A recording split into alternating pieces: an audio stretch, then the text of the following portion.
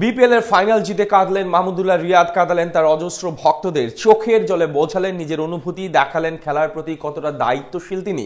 তরুণদের কাছে দিলেন বিশেষ বার্তা, ঠিক যেন বলতে চাইলেন খেলার প্রতি তোমরা নিবেদিত থাকো, তাহলে পাবে সফলতা। এজন্যই রিয়াদ নামটা দেশের প্রতিটা ক্রিকেটারের জন্য শিক্ষণীয়। বরিশালকে ট্রফি জিতিয়ে রিয়াদের সেই আবেগী কাণ্ড নিয়ে বাকিটা জানবো রিপোর্ট।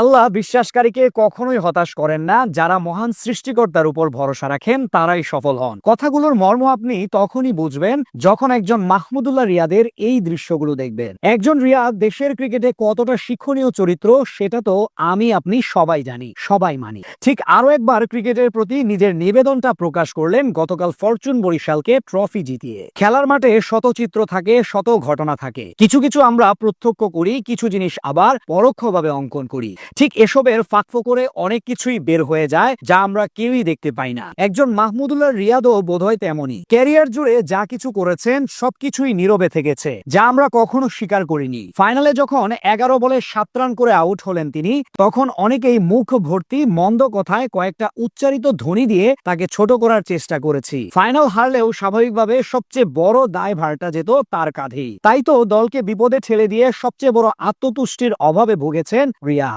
মাঠের বাইরে বারবার হয়তো একজন আল্লাহকেই ডাকছিলেন আর বলছিলেন এবারের মতো তুমি রক্ষা করো। রিয়াদের ফাইনাল ম্যাচটা বেমানান হলেও টুর্নামেন্ট জুড়ে সফল ছিলেন তিনি। ব্যাট হাতে পুরো বিপিএল এ 140-এর উপর স্ট্রাইক রেট এবং প্রায় 35 গড়ে ব্যাট চালিয়েছে। একজন 39 বছর বয়সী ফিনিশারের কাছে এর চেয়ে বেশি আশা করা মানে বোকামি। সবকিছু পূরণ করার পরেও এক ফাইনালের জন্য সবাই যখন তাকে ভুলে যাচ্ছিলেন, তখন মহান সৃষ্টিকর্তার কাছেই আশ্রয় খুঁজছিলেন রিয়াদ। অবশ্য এতে বিফল হননি। তাই তো ম্যাচ শেষে আবেগ আপ্লুত হয়ে চোখের জলটা আর ধরে রাখতে পারেননি। রিয়াদের চোখে এমন জল আপনি কমই প্রত্যক্ষ করতে পারেন। সারাটা জীবন শুধু দলের জন্য, দেশের জন্য লড়াই করেছেন। 2023 বিশ্বকাপের আগে যখন তাকে নিয়ে বেফাস কর্মকাণ্ড করলো, যেভাবে অসম্মান করেছিল তৎকালীন পাপন বোর্ড, সেই সবকিছুর পরেও নিয়ন্ত্রণে রেখেছিলেন চোখের জল। তবে গতকাল আর তা পারেননি। যদিও সেটা কষ্টের বা আক্ষেপের না, এই মুহূর্তটা ছিল শুধু চ্যাম্পিয়ন হওয়ার, চ্যাম্পিয়ন করার। রিয়াদের এমন কাণ্ড দেখে সাথে সাথে জুনিয়ররাও আবেগী হয়ে যান। রিপন মন্ডল, রিশাদ হোসেনরাও মন ভেঙে চোখ বুঝে